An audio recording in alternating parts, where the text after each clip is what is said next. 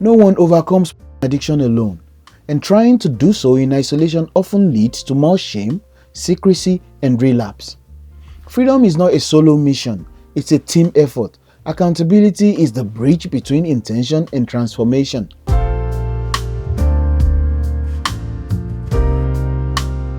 Accountability changes the game because it adds external motivation when internal willpower runs low. It brings truth into the light, which breaks the shame cycle. It invites others to stand with you, not against you. It introduces real-time interruption when you're triggered or tempted. Willpower is unreliable when you're stressed, lonely, or exhausted. But a simple text, phone call, or check-in from someone who cares, that can be the difference between relapse and victory. An accountability partner doesn't have to be perfect, just someone who is safe and non-judgmental, willing to check in regularly, committed to your growth, ideally on their own healing journey too. Whether it's a friend, mentor, coach, or someone in a recovery group, what matters most is consistency and honesty. Here is a bonus tip. Use scheduled check-ins, daily text, weekly calls, or voice notes to stay connected and reduce impulsive urges. You're not alone, even if it feels like it. There are thousands of others walking the same path, and community breaks isolation. Consider online forums like Reboot Nation or NoFap, faith-based groups like Celebrate Recovery or Reboot Recovery, therapy-focused options like Addicts Anonymous, SAA, Smart Recovery, or Fortify groups, private coaching, masterminds, or support cycles. When you share your story, your shame loses its power. These tools can help create friction between you and relapse. Accountability and filter apps. Covenant Highs monitors devices and sends reports to accountability partners. Custodio or Bark filters and tracks activities across multiple platforms. Blockeye blocks access to explicit content across browsers. Habit and progress tracking apps. Fortify comprehensive app with educational modules, streak tracking, and community. Quizilla or Habit Share track habits and share progress with others. Recovery journals use structured tools like the 7-day addiction recovery journal and 30-day addiction recovery journal to reflect on triggers, track progress, and set goals. There is no shame in needing therapy. In fact, it's a sign of strength. Consider working with a addiction therapist trained in CSAT or trauma-based modalities, a life coach or counselor who specializes in behavior change. A spiritual advisor or pastor in faith is a key part of your recovery. Professional guidance helps you dig deeper beyond the symptom and into the root causes like childhood trauma, unmet emotional needs, or self-worth struggles. Freedom thrives in the light. So, cultivate a lifestyle where openness becomes normal. Talk honestly with close friends about your journey. Create space in your relationships for vulnerability. Be open about your progress and setbacks without shame. The goal is not perfection, it's progress with integrity. Accountability is not a weakness, it's a weapon. It transforms your recovery from a private struggle to a shared mission. With the right support system, you won't just survive, you grow, evolve, and lead others into freedom.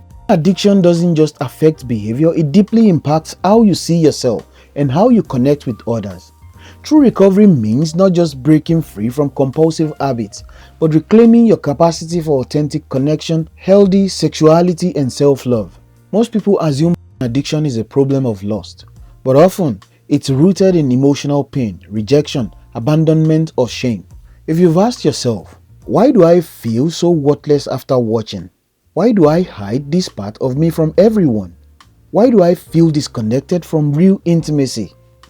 It's because your addiction isn't about pleasure, it's about numbing pain.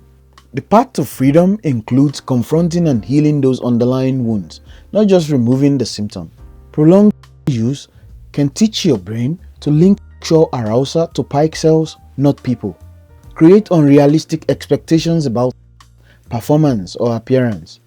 Foster a consumer mindset, seeing others as objects rather than souls. Make real-life intimacy feel boring, awkward, or intimidating. The longer you rely on, the harder it becomes to form real connections because your brain is used to controlling stimulation rather than engaging in mutual vulnerability. Before you rebuild intimacy with anyone else, you must rebuild it with yourself. Speak truth over yourself daily. I'm not broken, I'm healing. Replace shame with compassion.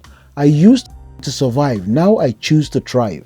Affirm your value beyond your past. I'm worthy of love, connection, and purpose. You're not your mistakes. You are not your addiction. You are a human being learning to live with wholeness. A. Start with emotional honesty.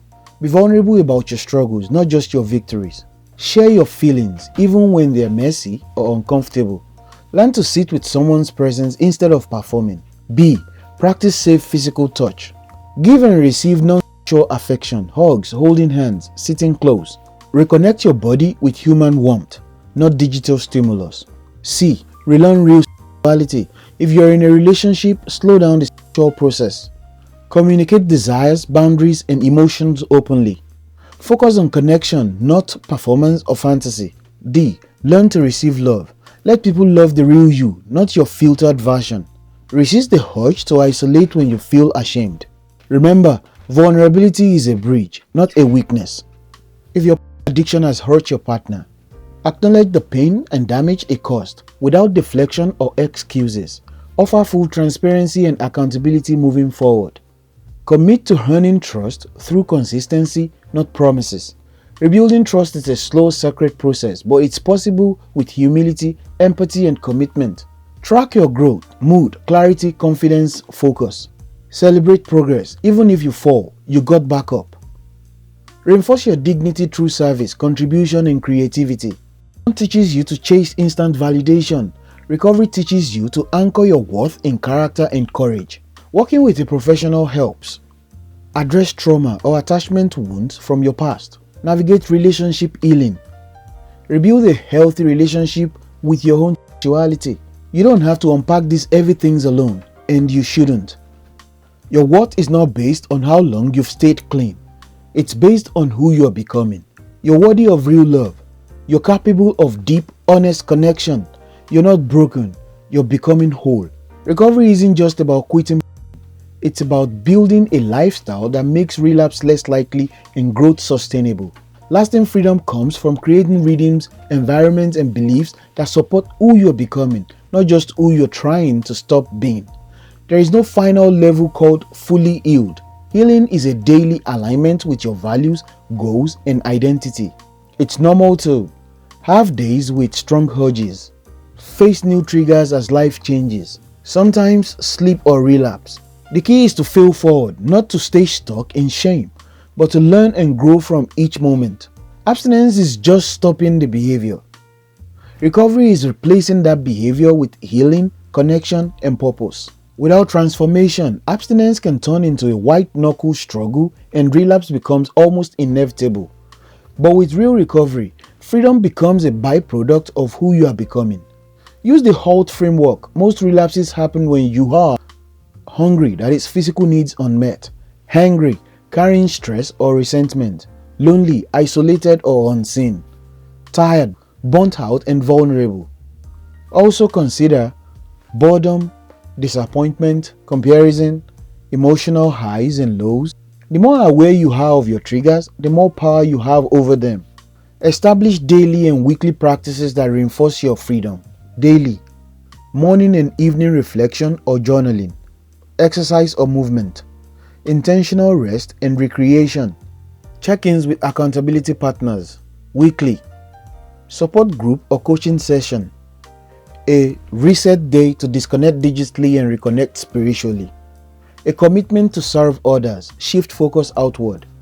Once stunted your emotional development, recovery is where you grow it back. Learn to express emotions in healthy ways. Process past wounds with a therapist or journal. Practice gratitude. Daily reflection on what's good builds resilience. One of the most powerful ways to stay free is to help someone else. Share your story when ready to break shame for others. Encourage someone who's just starting out. Serve in your community, church, or online space.